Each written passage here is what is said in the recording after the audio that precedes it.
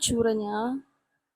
Sobrang nag-crave ako nung tuna mayo, hindi, rice mayo or tuna rice. Basta yung gano'n, ang kailangan lang is, ayan, century tuna. Tinapon ko na yung sabaw niya, seaweed, then mayo. Hindi mo halatang gamit na gamit ko 'to, and then cheese whiz. Sarap nito. Siyempre, hindi mawawala yung rice natin. Ayan, rice. Mayonnaise. Simula nung na-try ko 'to, hindi na ako nag-switch ulit ng ibang mayonnaise, like swear. Cheese whiz.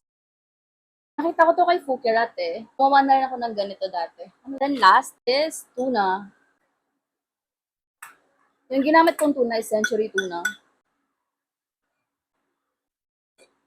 Itong seaweed, oh my God, isa na lang yung natira sa akin. Ilalagay niyo lang siyang ganyan. Ayan na yung itsura niya. Sarap, grabe, walang kupas.